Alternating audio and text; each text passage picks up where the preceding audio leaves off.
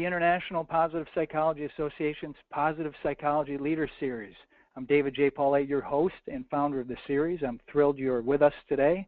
I'm the author of two best-selling books, both positive psychology-based. One is The Law of the Garbage Truck, which is about how to navigate negativity at home and at work, and The Three Promises, a book about how to create fulfillment at work and at home.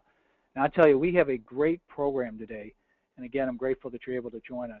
We created, let me just tell you, for people joining us for the first time, we created a wonderful program. And to begin with, let me just share with you, as you see on the screen, we have an esteemed presenter, one of the leaders in positive organizational scholarship. She's one of the co-founders of the field. Her name is Jane Dutton, Dr. Jane Dutton, and she's going to be joining with us in just a moment. And her title of today's program is Meaning That Strengthens Thinking and Using Positive Identity Infusions. I've seen a preview of it, and it's awesome. You guys are in for a treat. Just a little bit about the program itself. We created the Positive Psychology Leader Series to give you direct access to the top leaders in positive psychology. As you see in the list, our goal has been to connect you to powerful research and applications in our field. See, we want researchers to see where there are additional opportunities for further research, and we want practitioners to gain more insight into how they can better help their clients. And almost on every call, and this call is no exception, we have nearly 2 to 3 dozen countries represented on the call because we have so many people around the world doing great work in positive psychology. So I don't know if you know that feeling like you're a little kid and you're just so excited you want to open up a present on a holiday. That's how I feel today. We have some really great material right ahead for you. So let me give you a look at our program. We're going to start with a little of an update. You see some pictures of some of the great people who have been here before, Dr. Dutton, and Dr. Dutton will be joining. I'll give you a quick update on a couple things and a little bit overview of the program. I'm going to tell you just a couple things about IPA, the International Positive Psychology Association, and then I'm going to start off with a couple questions with Dr. Dutton, and then we're going to have a great presentation from Dr. Dutton, right? It's hot. I mean, it's new stuff. It's great. Again, I had a preview, and we'll do that. And then we're going to take some questions. So I want you to think now about questions you have for Dr. Dutton that we can present to her before the conclusion of our call. So it's going to be great. A couple things real quick, just to say that select some presentations, many presentations, from the 4th World Congress on Positive Psychology, which just happened this past summer, are now online at www.ippanetwork.org. That's IPPANETWORK.org. Members can select and watch videos from many plenary and invited speaker sessions and review slides from breakout sessions. And this is free. If you've ever been to conferences around the world, oftentimes it's easily $500 to $1,000 to buy access to all of these recorded presentations. And in IPA, they're free to you for being just a member of our program. Upcoming Leader Series speakers, got to tell you, we've got some great folks following Dr. Dutton. Dr. Brian Little of Harvard University is going to join us on October 22nd. He's an acclaimed scholar in the field of personality and motivation psychology. Then on November 11th, I like to call him the Dean of Happiness Research. It's Ed Diener, one of the best-known happiness researchers in the world, well-being researchers. In December, we have James Pawelski, Dr. James Pawelski, now a recognized founder of Positive Humanities and also the executive director of the International Positive Psychology Association. And then kicking us off in the new year in January, we have our president of IPA, Barbara Fredrickson, is going to be joining us, and she is always awesome. So it's really great. So make a note of those dates, get them in your calendar, plan around them. It'll be really worth it. All right, well, without further delay, I want to get started. We're going to start with Dr. Dutton, and I want to just share with you a couple things. First thing, I always admire a professor who has a cool intro to their name or some long, distinguished title. So Dr. Dutton has one of those. Jane E. Dutton is the Robert L. Kahn Distinguished University Professor, that's pretty cool, of Business Administration and Psychology at the Ross School of Business at the University of Michigan. She received her PhD from the Kellogg School of Management at Northwestern University. Jane's current research focuses on how the quality of connections between people and work links to individual and organizational flourishing. Her research explores compassion in organizations, the power of positive identities, as well as energy and organizations. Her previous work was on the management of strategic change. She's a co-founder. I mean, we're talking about a real leader here. She's a co-founder of the Center for Positive Organizations. Now, I have to say, I was staying in a hotel last month, and I'm reading the Wall Street Journal, which they give to guests, and I'm reading through, and all of a sudden I see, hey, there's Jane Dutton in one of the key articles in making yourself a better experience at work. So I'm thrilled to have Jane with us. Jane, thank you so much for joining us, and welcome. Oh, thank you. I'm really happy to be here. That's awesome. We're so thrilled to have you. I just wanted to start. We're going to be talking about positive identities and how we form them at work. But I want to just read an excerpt of your book, unless you have it in front of you.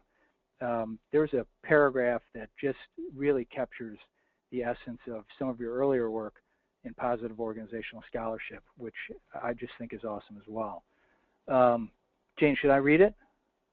Or do you have why it? don't you go ahead, David? Yeah, I have it. I can. Oh, you talk have about it. I'd rather hear your voice. Let's read it. Okay. If you just read that little part, that'd be great. This is the end of a chapter on the power of high-quality connections, and so I'll read it directly. Bringing out the best in oneself and in others means paying attention to and investing in the quality of the social fabric where we are growing and performing. The quality of the social fabric is built one interaction at a time. When we make these interactions high quality, we build personal strength, and we also strengthen and enrich the fabric that sustains, grows, and facilitates others.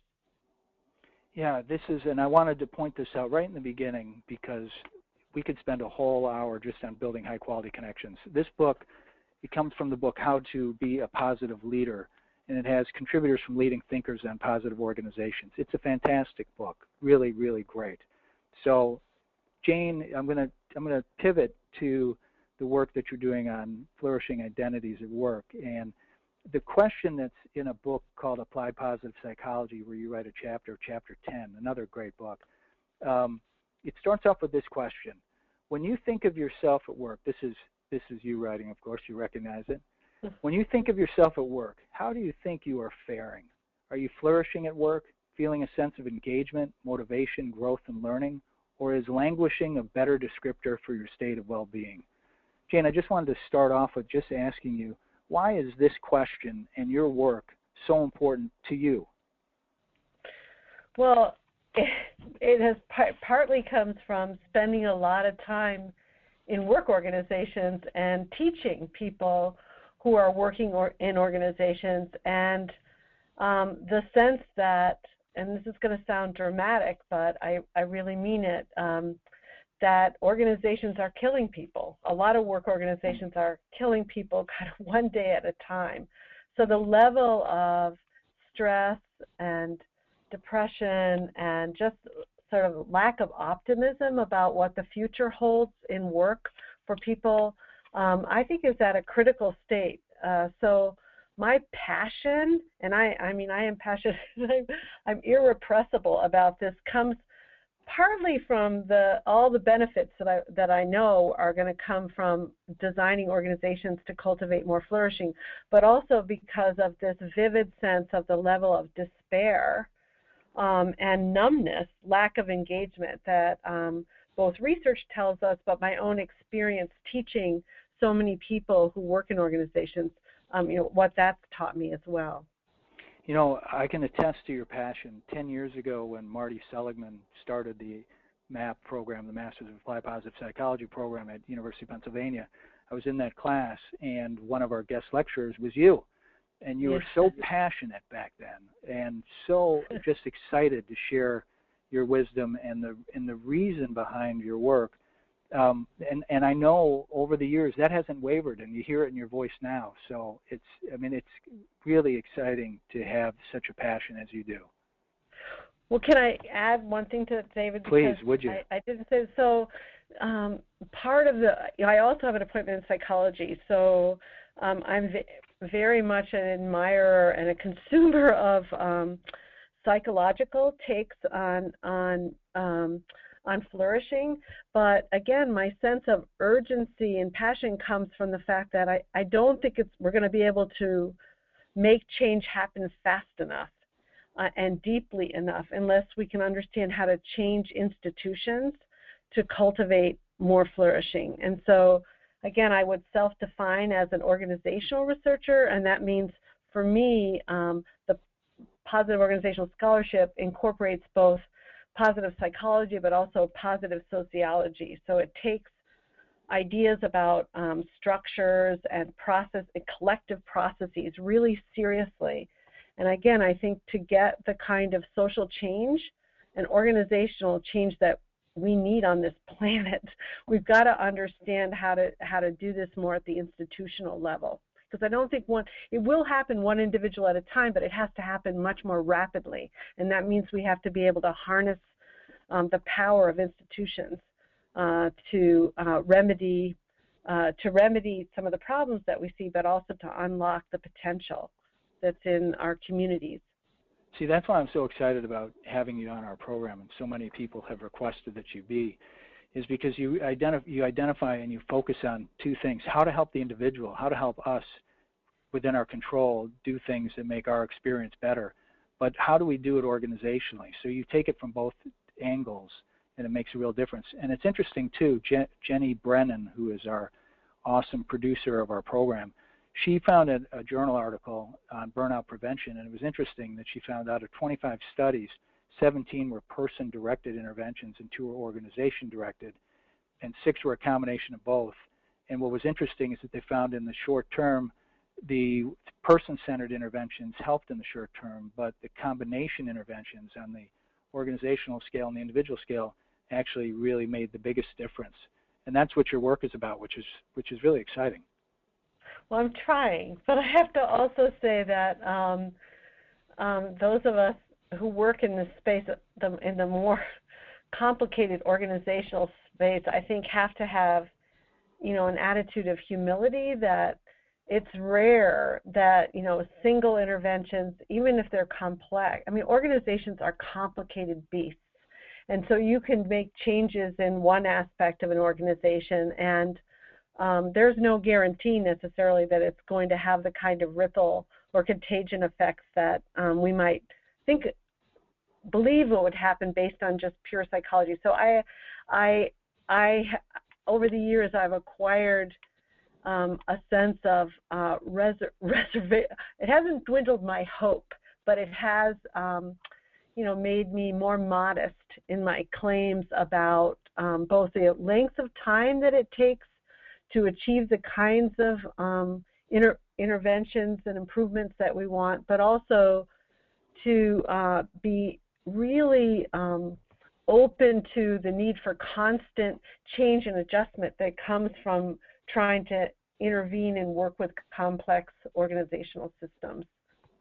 Yeah, and that's it's almost a call to action. One of the ways I listen to what you share is it's a call to action to all of us in positive psychology around the world to keep sharing our interventions and keep sharing our research so that we can be a really powerful force in the world to make a difference. As you said, it really makes it's really a matter of life and death, literally, in corporations for people.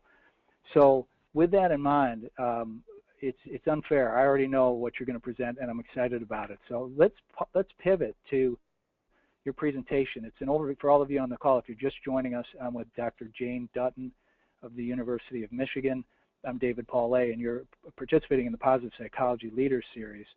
And what we're going to do now is we're doing some really cool work, or rather, Dr. Dutton is doing some great work with positive identity.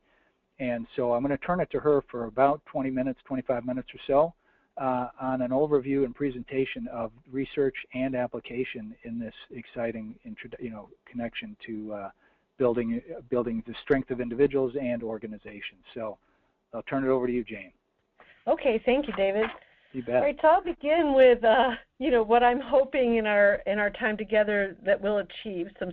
I have 4 different goals with what I want to share with you. Is I want you to walk away with an appreciation of the power of, in some sense, a very simple thing, the power of positive identities, or the way that we describe or define ourselves at work.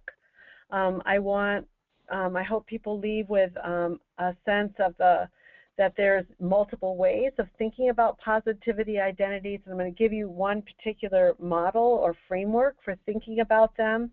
And again, my bias will be, and I'll get to that, is that that any individual is better off the more access they have to more different positive identities. So I'm not going to be talking about one being better than another. At this point, I think any person is going to be better off the greater they have access to more of these positive identities.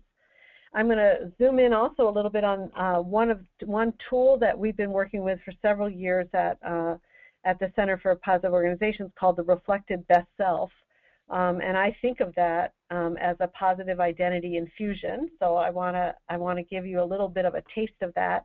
And then, because I'm an organizational researcher, I want to talk about and get you to think about how do work organizations affect the types of positive identities that we can create for ourselves. So you can think about organizations, whether we're talking about corporations, sort of for-profit, not-for-profit, schools, any social system that we are a part of. They make it easier or more difficult for us to construct these positive identities. So I think it's really important to think about how can we design or architect organizational context so that it's more possible for ourselves, but also people that we're with, for them to identify and work with these sources of self-strengthening. On the next slide, I thought I would give you, rather than just jump into positive work identities, I want to give you a sense of how I got here. I've been in the field a long time. I'm a 30-year person in organization studies, and I realized, actually in preparing for this, I've been interested in the idea of meaning for a long time. And I think there's a core puzzle in my life about, how does meaning matter? And it began with a focus on, I actually was a strategy professor, and I studied how issues got on strategic agendas of organizations. I was really interested in why, in some organizations, the same quote-unquote issue, let's just say climate change, would mean one thing in one organization, and then you go to another organization, it would mean something different. And the way it got defined, and in particular, whether it was seen as a threat or an opportunity, would really affect the process that would unfold and the kinds of resources that that issue could attract. So even a long time ago, I was interested in issue meaning, and in particular, positive issue meaning, opportunity construction, both how it happened and what were the implications of it. And then I moved with wonderful former graduate students. Amy Rosniewski is one of them, on job meaning. And much to our surprise, with the work that we did on job crafting, we learned in the field, how facile people were at actually crafting positive meaning in their work by changing the kinds of people that they interacted with, the way that a task was defined, or other elements of a job. So job meaning became kind of an axis point of interest in my research. And then I also think this comes, actually my interest in organizational meaning comes from the fact that I live in two departments, in the business school and psychology. It's like two completely different worlds. And we're all both under the umbrella of the University of Michigan, but I find it really interesting that what the University of Michigan means to us, to me as an employee in the psychology department, is actually different than what it means for me in the business school. And so I've been interested and done research on how organizational meaning attracts or repels employees' commitment to work organization. And I think with my increasing immersion and commitment into this more positive take on organizations and in psychology, I started asking the question, along with some of my graduate students, about what kinds of self-meanings could be more potent for people. And I tend to actually study people who are in the lower ranks of organizations. I'm really interested in people who do the everyday work in organizations. And so they tend to be in less resourced positions. And so I got very interested in kind of how could people self-resource? How could they endow themselves with more psychological and physiological resources by how they defined who they were? And that's what took me to positive identities. And again, as an organizational perspective, I got very interested in how could we think about how work organizations can shape the meaning that we can and we actually do make for ourselves. And again, taking a leadership lens, you know, how it affects how we might affect other people's self-meaning. So let me begin on the next slide with some starting assumptions. And I just want to, these are things I just want to assume, and I'm going to build these ideas of positive identity on top of these assumptions. And some are fairly obvious, but I just want to remind us. The first assumption is that how we define ourselves or how we story who we are makes a difference in terms of psychological resources. And probably many of you have seen this picture. I love this picture of, you know, the kitty cat who looks in the mirror and sees the lion.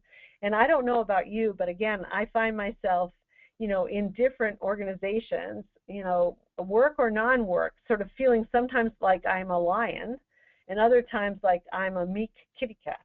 And that's really what that I think illustration points out is, again, that how we define ourselves is mutable.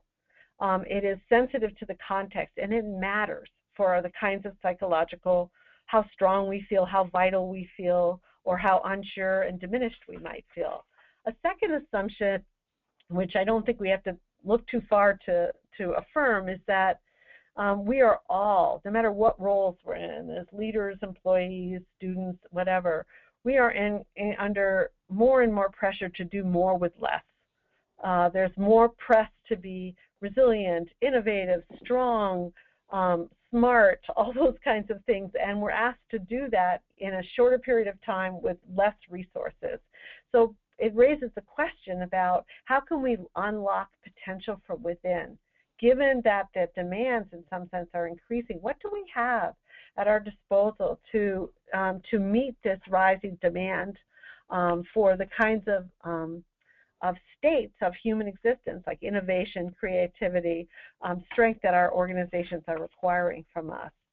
A third assumption that I've already hinted at is that I believe that we unlock resources from within, and we can cultivate our own resilience and flourishing if we can tap into these authentic positive identities.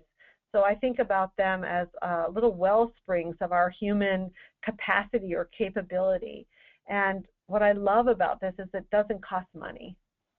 This is about, again, using psychology in ways that, you know, therapists in some ways have known for a really long time, that the way that people narrate and define who they are is consequential for what they're able to do. And I think it's, again, it's got all kinds of possibilities for positive psychology and positive organizational scholarship to think about how these different forms of meaning and self-identities can be instruments of human flourishing. And they're things that we have some degree of control over ourselves. No, you know, as Viktor Frankl said so beautifully so long ago, you know, we are in search of meaning and we are crafters of meaning. I've hinted at this, and I referred a lot to the idea of positive identity. Let me just give you a very simple way of defining it. By identity, I just mean how we narrate or story who we are. So I'm talking about what researchers would call a narrative identity frame. There's different ways to think about capturing identity, but I'm particularly interested in how we story who we are. And by positive identity, I'm meaning an identity that calls forth psychological or physiological resources. So it's an identity that is beneficial to an individual. So I'm using a quite general, broad definition of what is positive. A fourth assumption I'm making is that these different contexts, and I've hinted at this, call forth or light up different identities for ourselves and our others. So the way that people interact the kinds of things that an organization lights up for you. What's on your name tag? I mean, there's a zillion ways that organizations, from the moment you walk in the door, light up different aspects of yourself and frame you in ways that makes it easier or more difficult for you to craft a positive identity. And the fifth assumption, again, which I think I've hinted at, is that we are assuming that any person's going to be better off to the degree that they can tap into these multiple forms of positive identity. And I have this image. I love metaphors. So this is an image of thinking about positive identities as a type of reservoir that we can drink from, when we're feeling depleted or overwhelmed or languishing, as David had suggested before. So what evidence is there that these positive identities foster flourishing? And flourishing, as you know, is a very broad concept that captures what is often talked about as the optimal functioning of a human being. And it's manifest in lots of different things. So tends to be, when people are flourishing, they tend to be more creative, they tend to be more pro-social, they tend to be more resilient. And what this list on the slide suggests is that there's research in organization studies. These are all the citations, our references are at the back of the slide deck so you can get them, that there's empirical evidence that that these positive identities are associated with flourishing. So for example, Adam Grant and I did a study several years ago where we had people narrate themselves as givers versus receivers. So they're constructing an identity of being a beneficiary or someone who is a benefactor. And we found that in that study that positive identity manipulation had an effect on how pro-social people were. Another set of really creative studies that my colleagues Jeffrey Sanchez-Burks and Fiona Lee and their students have shown that, again, the more integrated our different social identities are, the more creative people are. So this is just to tell you there is sufficient evidence to get excited that these positive identities do foster flourishing. So you might ask, well, what kinds of positive identities are there anyway? And how can we think about tapping into these different forms of positive identity? And that's kind of the project that Laura Morgan Roberts, Jeff Bednar, and I began. I don't know. I think it was like 2009. And what was so interesting, if we call it the GIVE model, but let me just tell you a little bit about the process about how we derived that model. Is we reviewed very systematically a good chunk of what we could find I've been an identity scholar for a long time, so what we knew about from psychological, sociological, and organizational research, what did they assume about what identities do? And most of them all assumed that people were motivated to construct a positive identity, but they had really different ways they made very different assumptions and provided different kinds of evidence about what a positive identity is. So what we did is we took that massive amount of research and we wrote a paper. You can download it off my website. That clustered these different studies into what we would claim are 4 major ways that people can construct positive identities that are beneficial and valuable. And they tap into different aspects of identity. And the GIVE, we call it the GIVE model because the first letter, the growing self, the integrated self, the virtuous self, and the esteemed self, all spell GIVE. That's where the GIVE is coming from. But let me describe to you the 4 forms, and then I'm going to ask you, I'm just going to give you a couple of minutes, a little bit of silence for you to think about yourself with respect to the kinds of stories that quick come to mind from your experience about the positive identities that you have ready at hand for yourself. So let me go through these 4 forms. Yeah. Jane, this is David. Real quick, I just wanted to tell you that people have already noted that they appreciate the research basis of what you've done. So I just wanted to call that out really quickly, and your references. And that also wanted to let people know who are already doing so that as Jane is going through her presentation, if you have questions that you want to queue up, you can use the webinar control panel question box, and we'll take a look at those questions and do our best to get them in at the end of the call. So Jane, keep rolling. This is great. Okay. Well, let me start with the G, the growing self.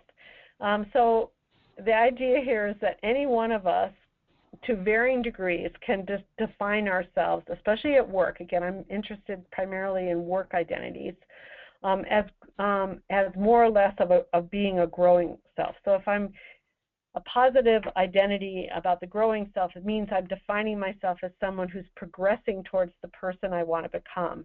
And these two pictures are my two daughters, my wonderful daughters, Kara and Emily, who are in their 20s and 30s, where their identities are very much under construction. And they are people like me, some of you on the call, who are searching and working to construct a sense of forward movement toward becoming the person they wish to become. So one way of infusing a positive identity is to think more about yourself as growing towards or progressing towards the person that I want to become. And there's sufficient literature, again, reviewed in the article, that shows that when you do that, good things happen. It's beneficial for an individual. A second, but very different way of thinking about a positive identity is by thinking of yourself as a person who's integrated.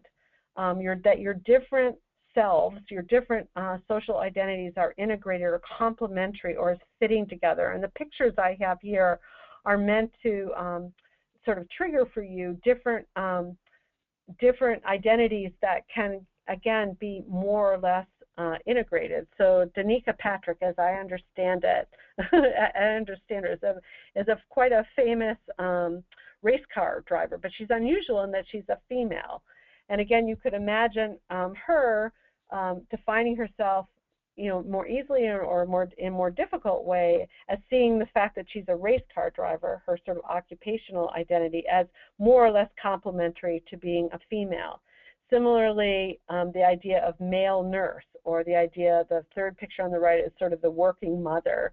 So what this perspective on positive identity says is it matters. It matters sort of the structure, the cognitive structure of identities that we have in our mind. And the more our identities are complementary as opposed to conflictual, the more psychologically beneficial it is to individuals, with the kind of, self-strengthening that comes from seeing these identities or defining these identities as integrated. The third, the V form of positive identity is what we call the virtuous self. That means when I am claiming a positive identity that's virtuous, work identity that's virtuous, I'm defining myself as someone with character strength or virtuous qualities. And Sully, or Chelsea Sullenberger, the gentleman on the left, is the one who, the pilot who landed his plane on the Hudson River, I don't know, several years ago, and no one was killed. It's sort of an example of a person who could claim, you could imagine, especially after that episode, as his identity more in more virtuous terms, as someone who was courageous and wise, in accomplishing the almost impossible task of landing a plane on the Hudson River and having everybody be safe. And Oprah Winfrey, anybody who knows me knows, I think we were secret sisters in a former life or something. I love all things Oprah. And so I have her here as an example of someone who I think of as virtuous in terms of being compassionate. And she does make claims, and what she talks about, what she's trying to do with her work is something of that's about trying to be caring and compassionate and make the world a better place.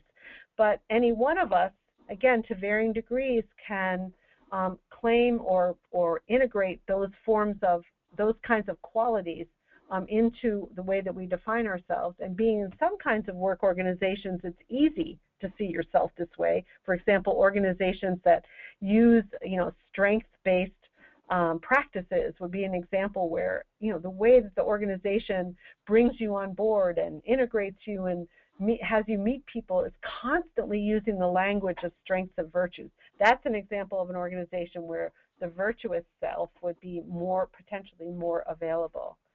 The final, the final form of positive identity is what we call the esteemed self, and that's when we define ourselves as being a person of worth and value. And if we were doing this live where I could show you video, I would show you one of my favorite videos from work that Amy Wisniewski and Galai Debeba and I did of Candace Billups, who was one of the wonderful cleaners who we studied many years ago when we were working on job crafting. And what she does, she does this beautiful job in this video of describing the way she sees herself as a healer in doing the work and how much she values the work that she's doing and the difference that it's making in people's lives, as well as how the organization is valuing her. So the esteemed self is defining myself as a person of worth and value, both in the eyes of others and in the eyes of myself.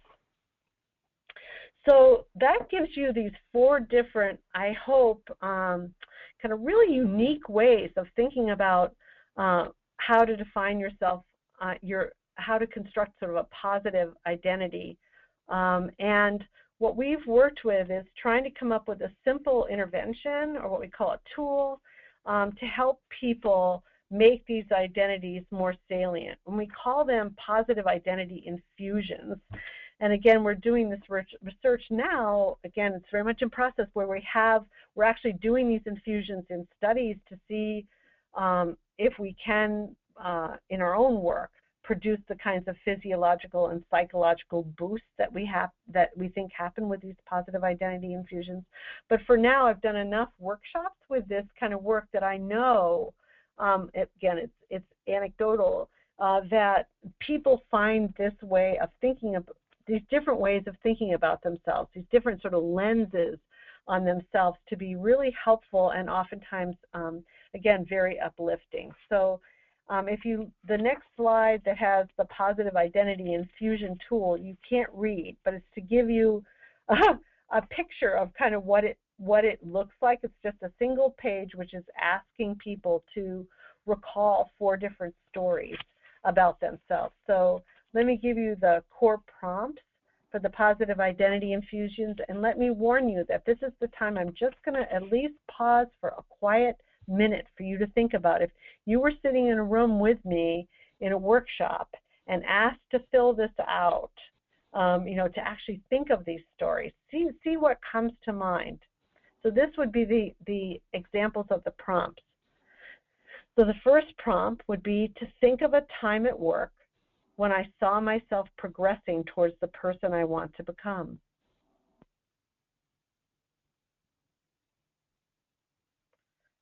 Second prompt might be, think of a time at work when the different sides of who I am are complementary or fit together. Think of a time at work when I saw myself as exemplifying a virtue or character strength. And then finally, think of a time at work when I experienced myself as a person of value and worth. And if we were doing this live, live in the sense of, interacting face-to-face in a room, I would pair you up now, after giving you adequate time to think about these stories, and have you share, what stories were most meaningful to you. I mean, what stories, in some sense, what cognitive psychologists would call are elaborated and enriched and sort of in memory, have lots of different nodes. Which kinds of stories, called up really strong positive emotions for you? What stories were really difficult for you to even think of? I mean, you're racking your brain and you just can't even come up with a remote story. You might be able to think about stories outside of work where you could define yourself this way, but man, you were coming up empty when you thought about yourself at work. And then I would have you work with, how can you sort of practically think about increasing your access to these types of positive identity stories. So the point of this GIVE model is, again, to target and have people intentionally try to recall certain kinds of self-descriptions from stories that they've experienced of things that they've done at work. And in part, what we're trying to do with these positive identity infusions is to make them more accessible to people, to think about them as kind of vitamins that people can use that might self-strengthen when they need them.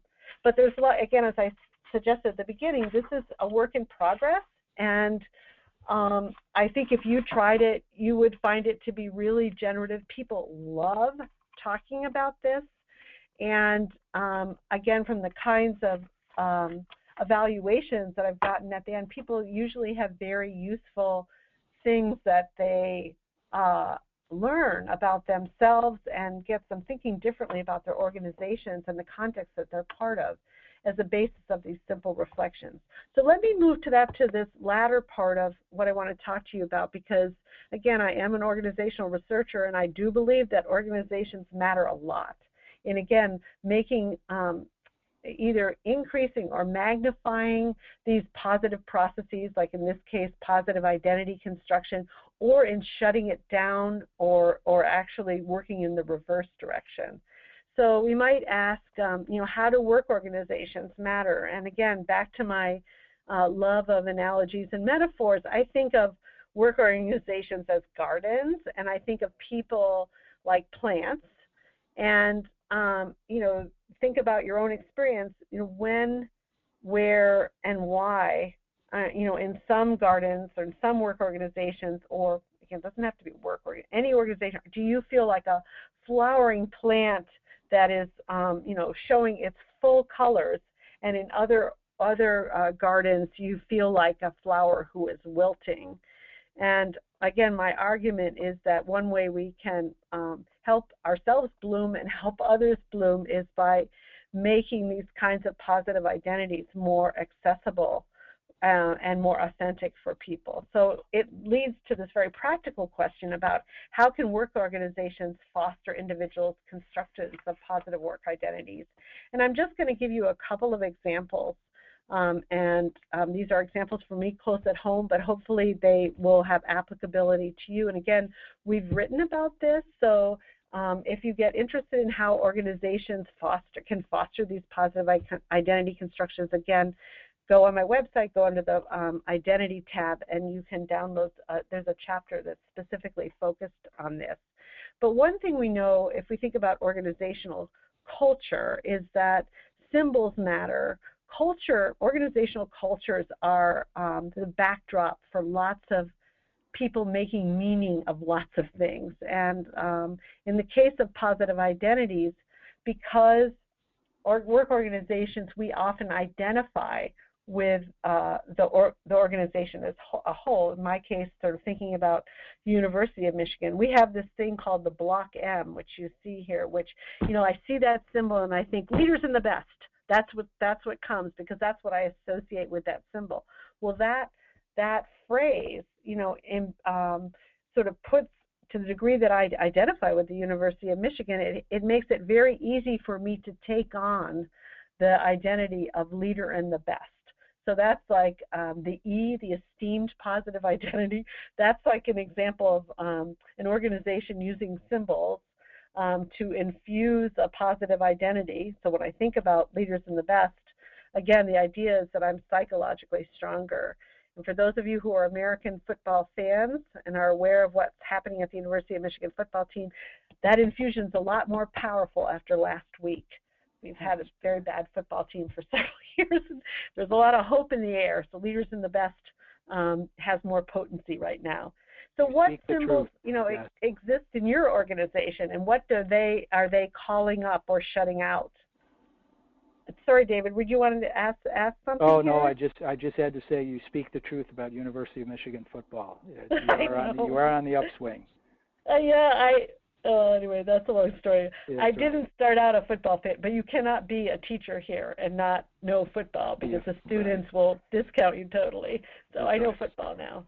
A second way that organizations matter. That's really important in terms of shaping positive identity infusions is in terms of practices. I'm just going to give you an example. Unfortunately, Borders is defunct now, but for those of you, what it used to be a very powerful global book sales organization that was located, headquartered in Ann Arbor. And Adam Grant, when he was a student, and we did this study of Borders of their foundation, and they have this practice.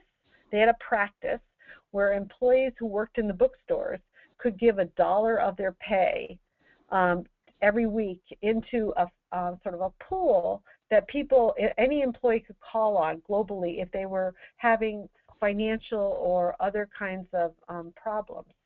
And what was so interesting in the study that we did that was published, again, you can find it on our website, is we found that if people participated in that employee support practice, it changed how they thought about themselves, how they defined themselves, and how they defined the organization. So no surprise, the more that the more that people participated in that practice, the more caring they thought they were as individuals, and the more caring their organization was, and the more attached and engaged they became in the work of the organization. So that's an example that we could go through a lot of different practices that matter.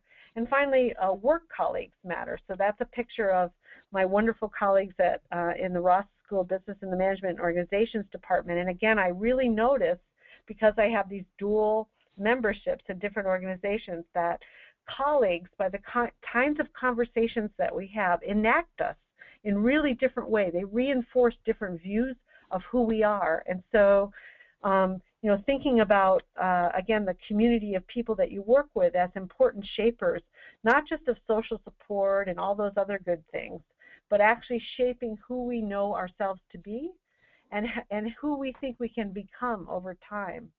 So I might leave you with a question, how has your work organization made a difference?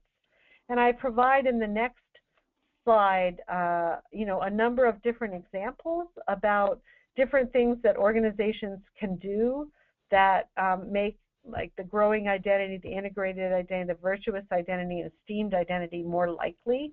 But I'm sure you could fill in additional examples. I think we can all, again, this work is not done. I think there's a lot of questions to ask about what are the practices, leadership behaviors, symbols, norms, all those kinds of things that are part of an organization's kind of infrastructure. How are they affecting, again, people's ability to define themselves in ways that are actually self-strengthening for people? The final thing I just want to mention is that we do have this tool, this Reflected Best Self tool, that is a complement to what they talk about in positive psychology as the best self exercise. The difference is that the idea of reflected best self is really important, because this is a tool that infuses positive identity by having people collect stories from other people in their life about about when they were at their best, and then they collect these stories and integrate them into a portrait of who they are, a story of they are that's based on these positive reflections from others. And I can tell you, as a teacher, there is nothing more potent I could do than to have the students do this reflected best self exercise, because what I think is so different from, and a complement to, like the VIA strengths or even the best self, is that oftentimes we're blind to some of the things that we're really good at because we take them for granted, and they become kind of natural. You don't even notice that when you're doing this when you're at your best. And what this reflected best self exercise or infusion does is that you hear a story from your mom about when you were an 8-year-old boy, and it's resonating with what your colleague is saying about when you were at your best when you're 30, and you have never recognized these as part of, again, your specialness as a human being.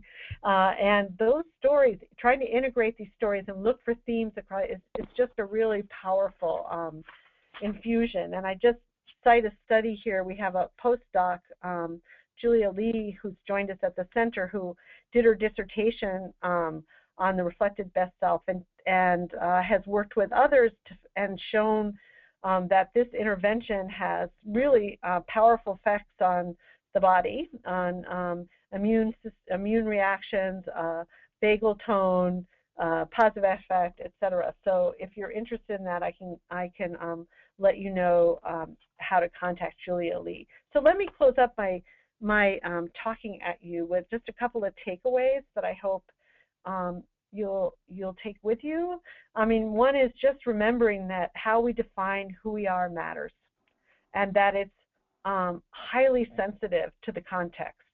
And so what I say to my students, and I say to myself and anybody who listens to me, choose your workplace wisely, not just obviously because of the rewards and the career track and all that sort of stuff, but because it's going to shape the trajectory of who you can become as a human being. And I think that's a really powerful message that especially speaks to this the younger generation. I think it's true, and I think it's resonant with today's generation. I think there are different, our work is meant to say is there's different kinds of positive identities. I think this is a hopeful story, that it's not either or, there's multiple pathways. And so how can we help ourselves and other people create a reservoir of strength by tapping into these different forms of positive identity? And I've mentioned that work organizations matter, and obviously then leaders matter. And I would be remiss if I didn't close out with a thanks to my incredibly wonderful colleagues who've helped me with this work. So Laura Morgan Roberts, Jeff Bednar, Brad Owens, Sue Ashford, Lindsay Cameron, and Mardula Nugella have been there. We are all part of the adventuresome team trying to do this work on the positive identity frontier. So that's it, David, for now. I'm sorry I didn't leave that much time.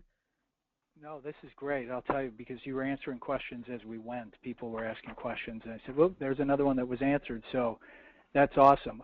There's a question right off the bat. You have some time right now? We'll dive into a few questions. Okay, great. Jane, wonderful presentation. I personally enjoyed it, and I know everyone else has, as they've been asking for a lot of resources. Let me make sure that people know that the presentation that you're listening to in this Positive Psychology Leaders Series program is available at our website for members, and it's ippanetwork.org, ippanetwork.org/PPLS, as in Positive Psychology Leaders Series. So it's ippanetwork.org/PPLS. And we'll make sure that, Jane, there was interest in Julia Lee's research, so we'll make sure there's a little blurb in there about her research and how to access it. Okay. So we'll take care of that. That's great. Thank you for that.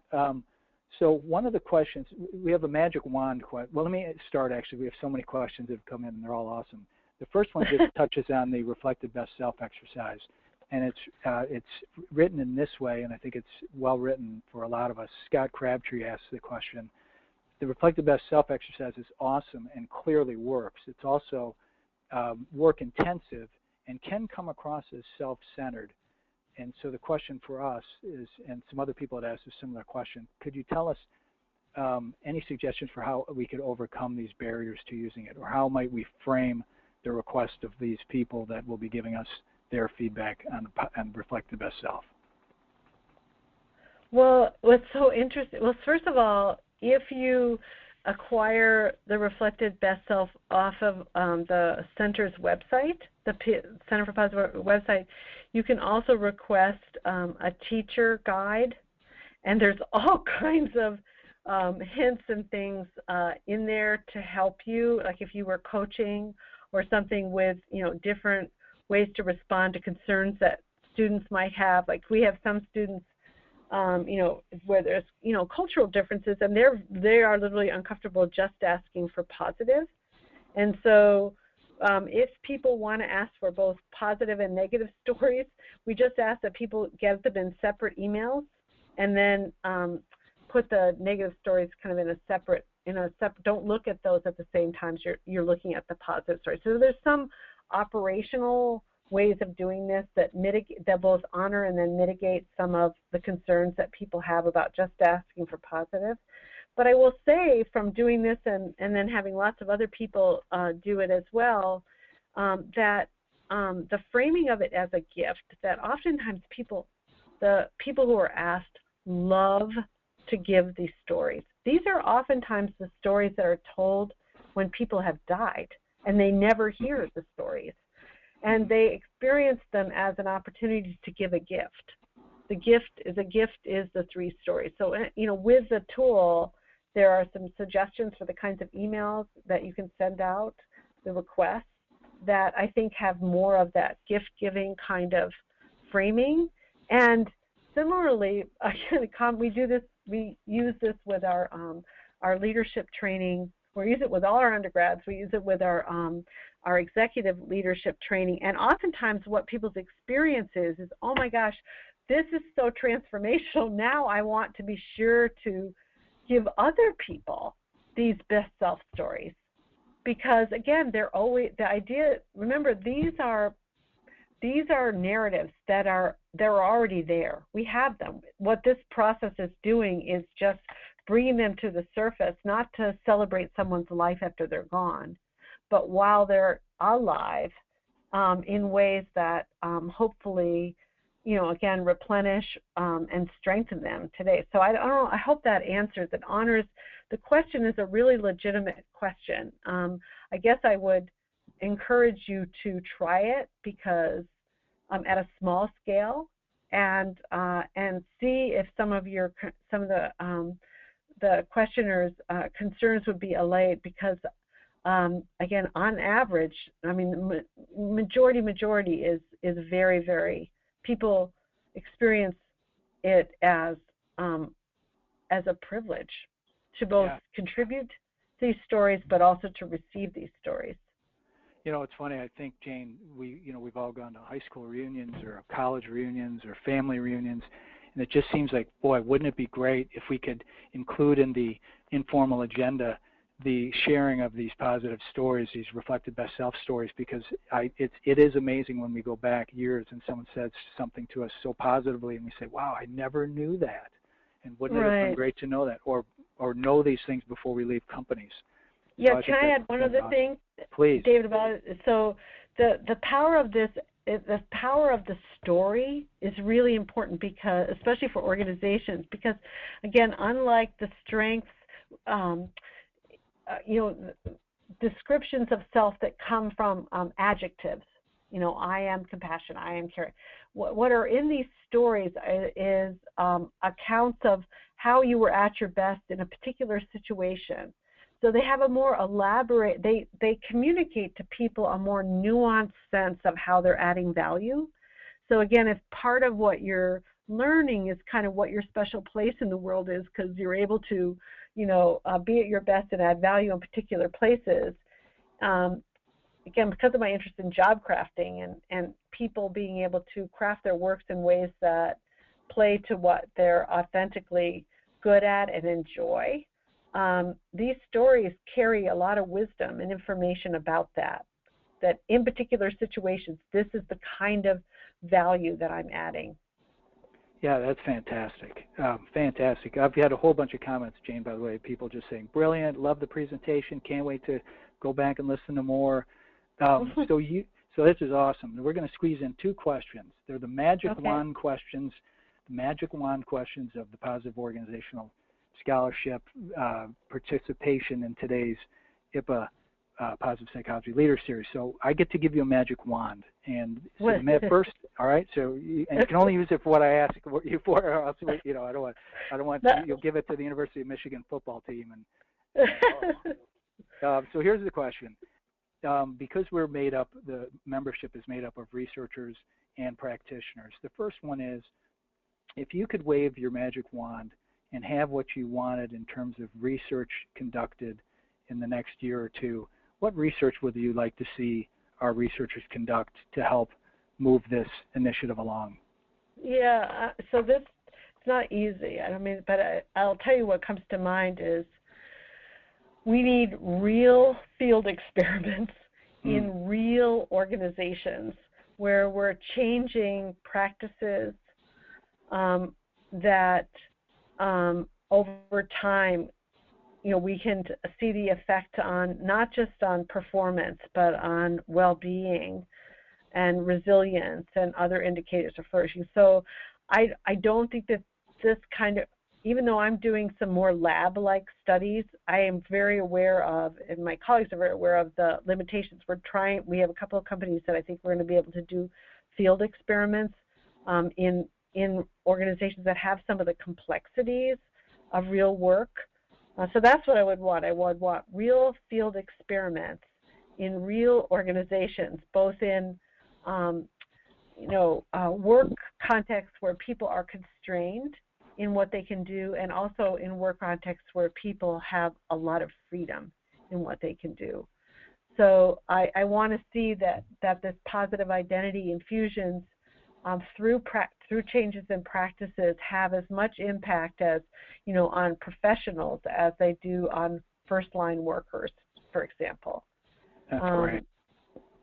That's what I wish. If anybody wants to do that, that would be fabulous. But I mean, sky's the limit. There's so much work to do in this space. I mean, again, I wish I were 30 instead of 60 plus, because if I had I think this work can make a real difference. I'm not sure my work on issue meaning, was all interesting and stuff, but it wasn't going to impact people's lives at the same level that I think this could impact people's lives. And positive psychology spent a lot of time talking about job meaning, or purpose, or life meaning. But I feel like it's surprising to me that it's not looked as much at self-meaning and how that, can be affected by the context. So I think there's tons of opportunities. It's so empowering and so great. A number of people have asked, and we'll close with this question, if there are other applications of the identity work that you would particularly be interested in. Melissa Cooper asks in particular if we've given this to students to impact academic outcomes, and any other applications with your magic wand. Well, we're doing a study right now. This is the first year that we have our 450 undergraduates doing it at the beginning, and we're going to track, how this affects their involvement in student clubs, their academic. But up until this point, again, Julia's work has, it's not in a student context, but she's doing, as a postdoc, this is one of the projects she's doing here. Oh, great. So stay tuned. We will know, but we don't know now. That is super. Well, we're going to make sure to make available to everyone the presentation that you've heard today. The slides will be available. The audio, of course, will be there. We'll have the research for contact for Julia, so we know how to get in contact with her research. And Jane, just to tell you, you were awesome 10 years ago when I first had the opportunity of seeing you present to our master's program at UPenn. You were awesome today, and thank you for joining us. I really appreciate it. Thank you for having me. Good luck, everybody. Yeah, it's awesome. So let's just remember to go to IPAnetwork.org/PPLS for everything you need from this presentation. You can also connect with us on Twitter at IPANet, and you can also find us on Facebook at IPPA, and you can connect with me directly if you'd like at David J. Paulay. I want to thank a couple people really quickly as we close. Jenny Brennan, our producer, for making all of this happen. Sydney Rubin for our technical support and social media director. James Pawelski, our executive director, who supports us all in everything. Barbara Fredrickson, our president, who makes this program possible. And finally, I just want to say I'm David J. Paulay, and wherever you are in the world, make it a great day or night. Thank you so much for participating, and we'll catch you next month. Okay, great. Thanks. Thanks, Jane.